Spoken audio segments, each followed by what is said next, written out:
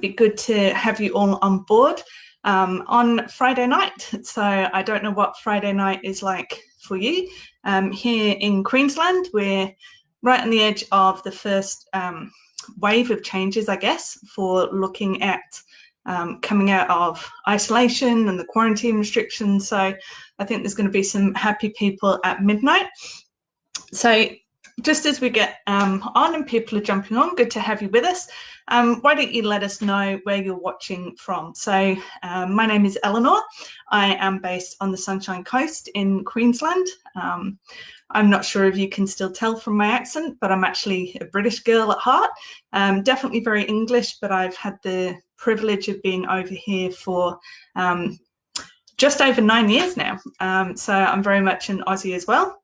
As you can probably see from just behind me, we are joined by my cat as well. So this has been my little isolation buddy as we've gone through the past month or so. So good to have you with us. I am the owner of a business called Your Best Asset, where I work with individuals and with businesses to help people to flourish within the workplace. So for me, that means to help them flourish within themselves as well. So especially in this time of isolation, it's been a really interesting time for people to figure out a bit about what makes them tick within the workplace, how they can thrive, how they can flourish within their own workplaces and as part of their teams as well. If you see me looking over to the side, that's because I've got my phone set up here as well, because I can't see your reactions on the computer. So send us some likes, send us some loves, let us know that you're there, that you're watching. And if you've got any questions as we go through this, there's a questions box. I will try and get to your questions as we go through. If I don't manage to get to them, I promise I'll come back and answer any questions that pop up as we go along. So for those of you who may be newer to Happiness Aid and Happiness Co, fantastic organisation, really bringing community together and helping people to find their happy. If you haven't checked out Julian's work on the main Happiness Co page, I can highly suggest that you go and do so.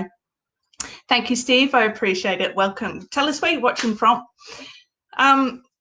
So today, as I said, I'm very grateful to be here presenting on behalf of Happiness Aid. I'm used to running workshops with real people, more than a cat.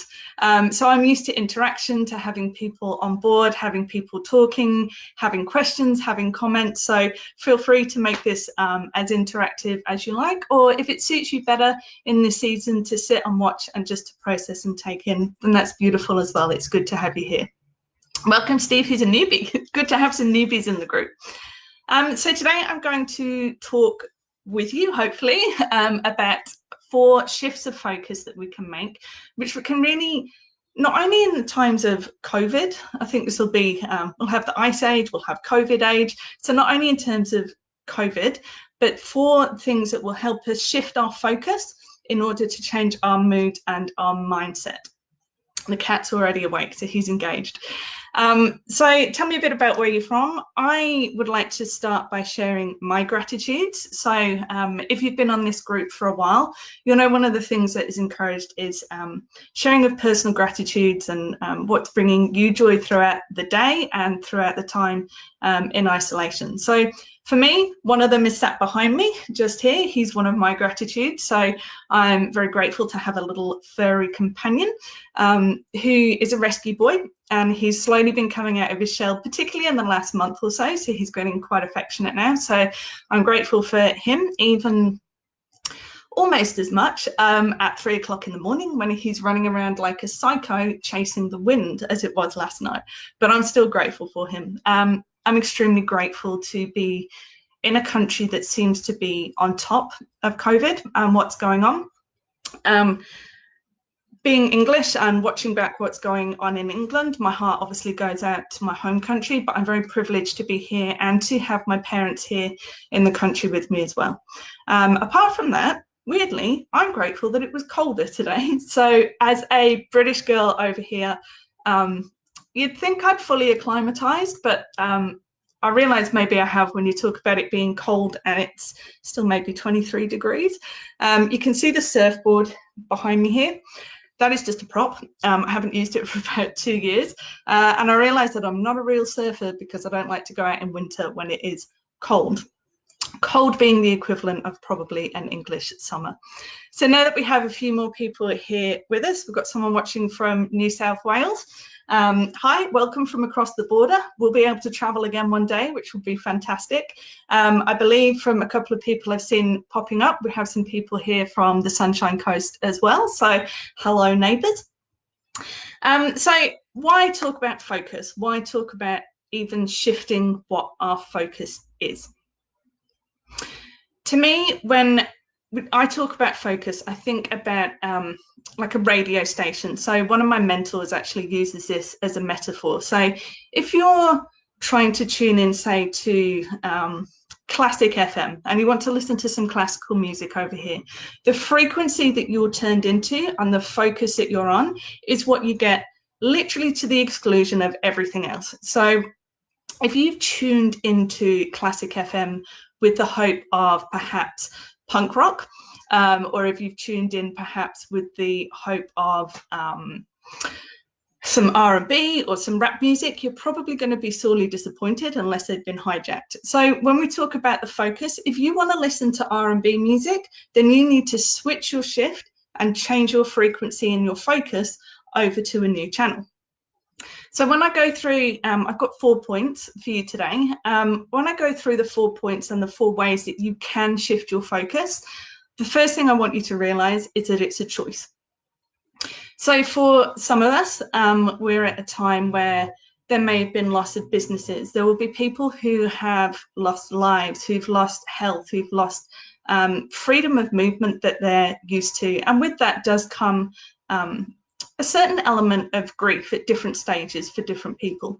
So if you're watching this and you feel that you're not in a place where you want to shift your focus, I just want to validate and say that is absolutely fine. So wherever you're at right now, there is no judgment as we go through this. What I'm seeking to do and what I will do for the next 20-25 minutes together is to provide you with some pointers and some tools about ways that you can shift your focus when you want to. So I think as we go through, you'll perhaps be able to identify where you are. And certainly as we go through, I'm going to ask questions about where you feel you are at right now and what you feel you might like to change. For those of you who are watching this and just want to sit and take a step back and just watch it like you would with Netflix, that's good too.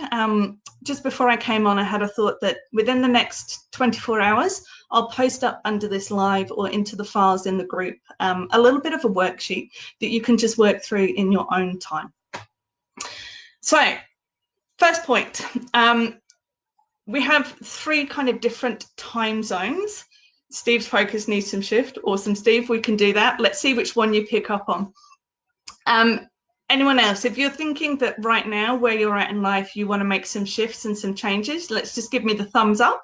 Or if you're happy with where you're at and you just want to sit and you want to be in the moment, then send me one of the hearts. Okay, so past, present, and future. I'm really aware there's a slight delay from when I'm talking to you to when your comments come up on the side. So we'll just work with that as we go through it. So the past, present, or future. Where's your focus at right now?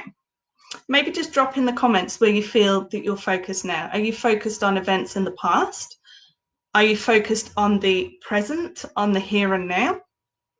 Or are you focused on the future and what's coming next? For me, I feel today I've been very focused on the present and what's going on. I know I have a default mode to slip into focusing on the future and what might be coming on ahead. Now, for me, that's not always a resourceful state to be in. So for me, when I look at the future, often that's a time when I can find that my anxiety gets triggered. And I wonder if you can relate. So we might look at what the future is. Hi, Jackie. Very much the present. Yeah, great. So it's not just me focusing on the present today. So I wonder if anyone else can relate to almost a fear of the future. I mean, how many times have we heard recently the terms we're in unprecedented times and we're in uncertain times, which yes, can relate to now, but I feel that often that's referring to what is coming in the future. So there's a lot of uncertainty. And if anyone else out there is like me and you love and you crave certainty, this is probably quite a challenging time for you right now. So if we stay too focused on the future, we can get anxious about it. But what about when we look at the past? If we spend too long looking at the past, it's a time when we can fall into patterns of thinking around nostalgia, and we miss what we had, and we don't know, if things are ever going to be the same that they were in the good old days. I wonder if you can relate to that. For some people, and this may be you, it can be something that triggers off emotions and feelings that relate to depression. So we may be grieving something that's in the past. We may be grieving a change, a broken relationship, a former job, a former career, or even just the fact that that was a lot more certain. Because the one thing that is certain is the business from in the past. We knew what was happening. I've just lost my live screen, but I can still see your comments on the side. So we will keep having a look at your comments on the side. Apologies if I miss any of your reactions and comments, but I will catch up. So yes, when we focus on the past, we can get stuck into cycles of depression, of nostalgia, of always looking back over our shoulder. Now, if you think about this, like you're driving your car, sometimes we want to check in and see what was behind us, right? Because that's what the road rules tell us to do. But we look in the rearview mirror. Sometimes we see a beautiful sunset in the rearview mirror. But we want to stay focused on being in the car. Yes, we want to have a look at where we're going, and we want to have a look towards the future too, but we don't want to worry and be reacting to the future before we get there. So when we look at a shift of focus, one shift that we can make is to, instead of looking at our past or looking at the future, is to be grounded in the present now. So I'm curious as to what you think you could do to be grounded and to look in the present now. I'll give you a cheat tip. One of the things that we spoke about right at the beginning was gratitude. So I wonder what you're grateful for right now. And if you're happy, I'd love you to share in the comments below what it is that you feel grateful for in the moment right now. I gave you some of mine earlier on. And gratitude is scientifically backed up. So I know some people that have done lives in this group already have talked about gratitude and the impact on the brain, and it really does link to better health outcomes, mentally, physically. It generates the chemicals that we want in our brain that keep us happy, so our serotonins and our dopamines and our oxytocins, all like the feel-good chemicals that rush around our brain and give us a positive feeling and positive experience. So what are you grateful for right now? What are you grateful for? Here's a question. What are you grateful for from COVID? Is there something that was unexpected? So Jackie says she's grateful for the wonderful team that you work with at the moment. That's beautiful, Jackie. I love it. Good to have some great colleagues around you. Steve's grateful for lots of rain, and I think there's probably a lot of people, especially as for the beginning of the year and the droughts that we've had, for the rains to be coming in and nourishing the ground. So as we focus on the present, we stay focused in a place of gratitude. We don't miss things. So one of the things when we're present, we're focused on what we have, not what we don't have. So when we focus on what we have a place of acceptance, of gratitude. I know some people I was speaking to earlier in the week are great advocates of mindfulness and being able to interact with that and be present in the present moment. So that's number one. We want to switch to focus on the present when we're in emotional crisis or emotional turmoil, or we're just not feeling good about ourselves. Instead of focusing on the past or the present, the past or the future, we want to focus in on the present. So number two, a bit of a different one. So number two is to shift our focus either from ourselves to others or from others to ourselves. So this is really about striking a balance between the two. So I wonder if you're one of these two people. Are you the kind of person who finds that you get burnt out and exhausted because you feel like you're giving all the time? Maybe your focus is always on your partner and your children, or on your work colleagues, on your job, or your neighbors, or your community. But within that focus on others, all of which is beautiful and good stuff, but within that focus on others, maybe you neglect you. You're really important, just in case no one's told you today. You're really important, and your presence on this planet is very much wanted. So what can you do to shift from having all your focus on others when it feels that it drains you, to bringing some focus back onto yourself?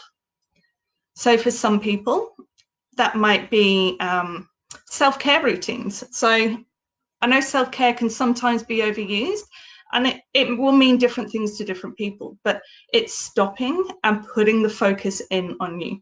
Now, for those of you that are having a prickly moment because that feels selfish, maybe it is, but selfishness isn't always bad in this sense. So you've heard the phrase, and I don't know who originally said it, but you can't pour from an empty cup.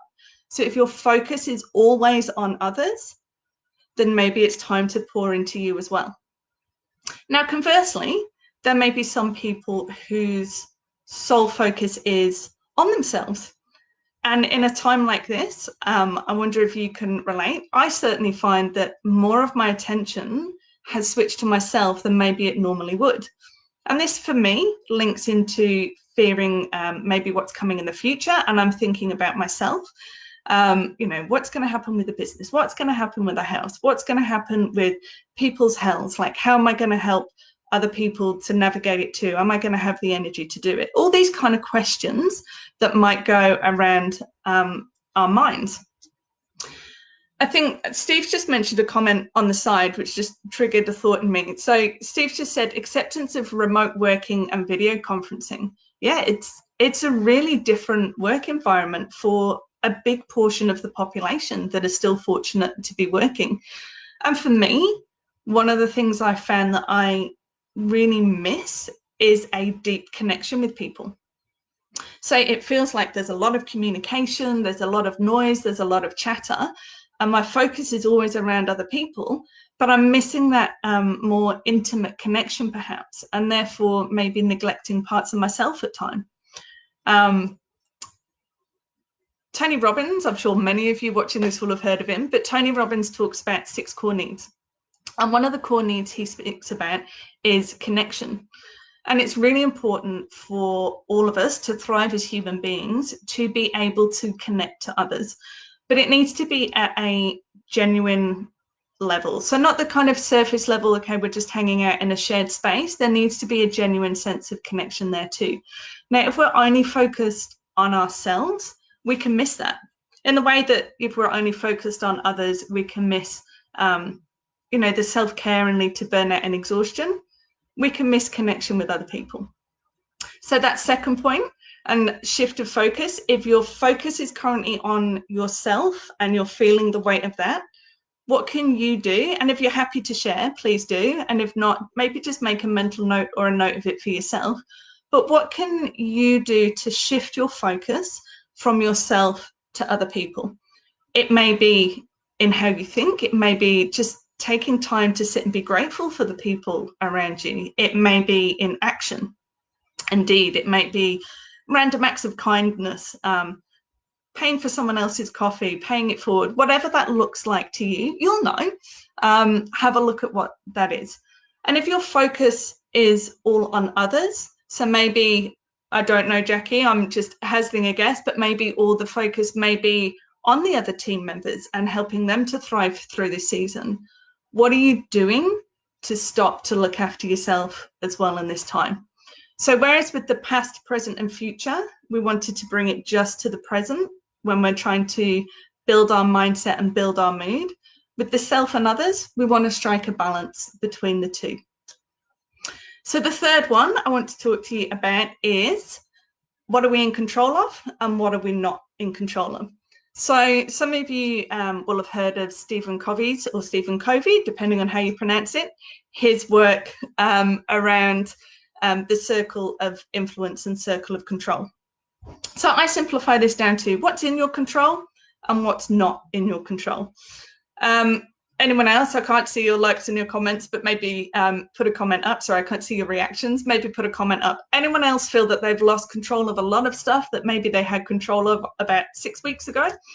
When we look at what's in those two circles, so the things that are not in our control tend to be the things that we react to. So let me think. Things that aren't in my control. What other people post on social media? Anyone else guilty of reacting to that? What's put out in the news and how it's reported, how other people treat us, how other people are reacting to lockdown and the measures that are put in place by the government, how other people are looking after themselves, politics, media, all those kind of things that aren't in our control, even if we wish they were, we tend to react to. And they can be quite draining because it's like we're always one step behind being able to stay on top of what's going on. So what we want to do is focus our time and our energy on the things that we do have control over. So I'd love your thoughts in the comments, and I can see I've got about 10 of you currently online with me. What are the things that are in your control? So for me, what's in my control is what I choose to view on social media. So I've had great fun recently with those 3 little dots and the unfollow button. So what's coming up in my newsfeed is stuff that I'm interested in, is people that maybe I haven't seen for a long time.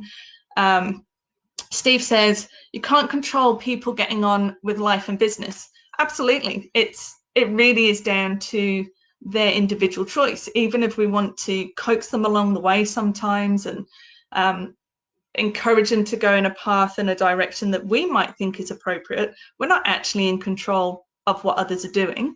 We're only in control of what we can do.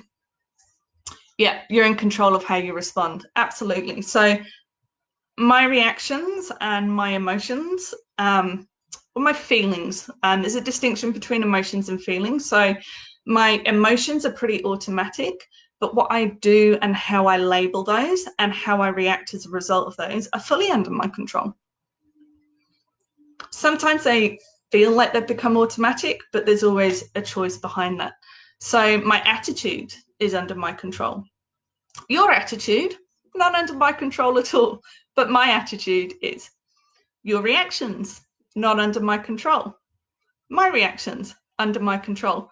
And it's a lot less draining and a lot less, there's a lot less mental real estate if I am focused on what I can control rather than what I can't. So I'm curious, what is there that you can be proactive about? So if what we can control, we're proactive about, you can, Jackie just said, you can control how you respond to people's fear of this virus. 100%. I couldn't agree with you more. So other people's fear, as that comes up, we can control how we respond to that. And I'm going to touch on this in a second, but some of you will know the guy that I'm about to mention. I had a conversation with Andrew Pierce in another forum recently, and he said, panic triggers panic. And how true is that? Fear triggers fear. So look at toilet roll, mass buying of toilet roll. Someone at one point panicked and bought a whole load of toilet roll. The person next to them panicked as a result of this, seeing them buying all the toilet roll, and chose to do the same. The person next to that, you get the picture. So we have a mass buying of toilet roll because there's a panic. So if Jackie, as she mentioned it, if I saw Jackie do something and she panicked, if I react to her fear and jump on that bandwagon of fear with her, then we're going to be reacting in the same way. But I have a choice to go, okay, Jackie, I can see that you're maybe panicking and you're maybe fearful of this. And I don't know how much toilet roll Jackie has, so I won't comment. Or I can choose to step back and go, yeah, I see that you're afraid, but this is what I choose to do with my emotion as a result of it. So yeah, spot on. Jackie said she's been doing a lot of this. I'm assuming she's saying she's been doing a lot of controlling how she responds to other people's fear. So what is it that you can be proactive about? What can you control your focus on? So if you're in control of it, what are you focusing on? Focusing on your attitude, focusing on building your business, focusing on helping others, focusing on the self-care that we mentioned, all those kind of things. And also have a think, what is it perhaps when you feel a stir of emotion that maybe you need to let go of, that you've been trying to control, but actually is something that really isn't under your control? Jackie says it wasn't her purchasing toilet roll. Okay, thanks, Jackie. And the final of the four that I want to mention to you, which ties in nicely to what we were just talking about, is, are you choosing to focus on fear or are you choosing to focus on peace? Now, when I look back at the other three that we've just spoken about, what I would say is, if you take nothing else away from our time together today, take this one away. So in any situation, ask yourself, am I focused on fear right now, or am I focused on peace? If I'm focused on the past or the future and it's making me fearful, what can I do to bring me peace? I can come to the present. If I'm focused on what I can't control, is that bringing me fear or is it bringing me peace? Well, the chances are it's bringing fear. So where is your focus going? Steve's going to go and check Jackie's cupboard. I happen to know, Steve, that Jackie's in Queensland, so you're not allowed to cross the border to do that. So maybe if we're experiencing fear, we're focused on ourselves, things that we can't control, and maybe we're trying to control others. And that doesn't have to be, I know that can be quite a trigger point for some people. That doesn't have to be a nasty, manipulative thing. It can come from a place of care and compassion, but look at what the outcome is that we're trying to achieve. Fear, when we focus on things that make us fearful, it tends to trigger off our adrenaline reactions, our cortisol. For anyone that feels like they're carrying too much weight around the middle, your cortisol levels may have been high for a while. That tends to be where it's converted into around the body. And if we're at peace, it tends to generate the hormone oxytocin, which is a peaceful, happy bonding with others, and brings around even things like serotonin and dopamine that raise our positive emotions. So raise the emotions of happiness, of joy. Yeah, spot on, Steve. Where our focus goes, our energy flows. So if we're focused on peaceful things, our energy is being poured into things that bring us peace. If we're focused on fearful things, our energy is going into things that are bringing more fear. So if we go right back to the start and the analogy or the metaphor of the radio, if we're tuning that dial and focusing on things that are bringing us fear, that's what we get, to the exclusion of all else. You can't tune into both. We can't tune into fear and peace at the same time. Look at Max, fast asleep on his little square. That's peace. He is not fearful right now about anything. He's quite at peace. He's focused into Peace FM, not tuned into any other frequency at all. So if you're happy to share, and if not, again, just reflect for yourself. What are the things that you know bring you peace? So for me, it's spending time with family. It's focusing on what I can control. It's doing things that are creative, which might be in the business. It's maybe going for a walk on the beautiful beaches on the Sunshine Coast and being present in the moment and grateful for where I'm at. So have a time to yourself, either now or after this, to just think, what is it that brings me peace? So to recap on them, are you focused on, number one, the past, the present, or the future? We want to bring the focus, if we want to shift it, into the present. Number two, are you focused on yourself or others? And we want to strike a balance between the two. So we don't want to focus to others at the exclusion of ourselves, and we don't want to focus on ourselves to the exclusion of others. We want to strike a balance, and that will look different for different people. So find the balance that you know deep down in the pit of your stomach, you know works for you. Number 3, are you focused on what you cannot control, or are you focused on the things that you can control? And we want to bring that focus onto the things that we can control. And then the 4th one, which ironically is kind of the first one. So if nothing else, choose your focus. And what I've focused on right now, is that bringing me fear, or is it bringing me peace? Is what I'm reading in the news bringing me fear, or is it bringing me peace? Is, she says tongue in cheek, is researching conspiracy theories bringing you fear or bringing you peace? And there's no judgment on either side, because we're all different. So what brings you peace might not bring me peace at all. And that's why it's important that we focus on what works for us in the moment. So that half hour has gone stupidly fast. Steve just said what brings him peace is being in nature and also chainsawing, which is an interesting combo. Don't chop all the trees down. I wonder what it is about chainsawing that brings you peace, Steve. Is it something that helps you to be mindful? I hope you're being mindful when you're on the when you're using a chainsaw. Is it helping you to be mindful? Is it because it's stuff that you're in control of? It'd be interesting to see what sits behind that. But yeah, I agree, being in nature, unless I'm surrounded by snakes or spiders, because I'm still English and a bit of a wuss at heart. So some of you will come back and watch this video later on, because I'm aware that it's 7 o'clock on a Friday night here, 5 o'clock in other areas. Jackie says wine, music and spa days. Count me in. That sounds like a good way of bringing peace as well. For those of you who are watching this later on, just put in that you're watching it on a replay, and if you've got any questions, I will keep an eye on it and I will come back and answer any questions that you have. Remember, there are some amazing resources out here on the Happiness Aid group and on Julian's Happiness Co. Check out the website, check out the Facebook group, get involved with what's going on. I believe, and I may be wrong, but I believe there's still opportunities for presenters, so you may want to check that out, because I believe everyone on here has something brilliant to share. Go live, share your story with us, share your thoughts with us, come on board and be part of it and let us know what's going on in your world.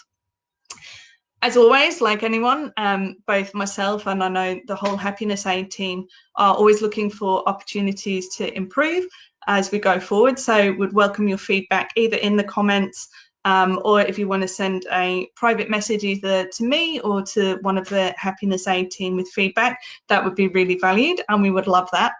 And as I promised, I will in the next 24 hours put a workbook / handout on there just to give you a tool to go away and reflect. So you can sit and go, hang on, how am I really feeling today and what's going on? Well, what am I focusing on that's in the past, the present, the future?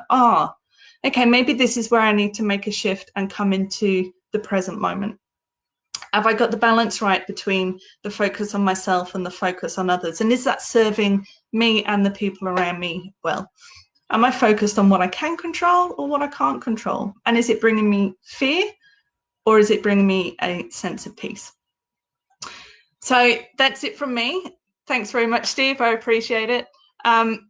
It's been great being able to share this with you. I'm really grateful again for the opportunity. As we go through the rest of, and I'm going to use this phrase, unprecedented season, keep taking care of yourselves, keep engaging with things that are positive for you, that lift your spirits, that lift your mood, that lift your mindset. And if you're struggling, reach out. There are so many great resources, great people. And whilst we're in isolation and it might feel like we're alone, remember that you don't have to do it on your own. All right. Thanks very much. Bye.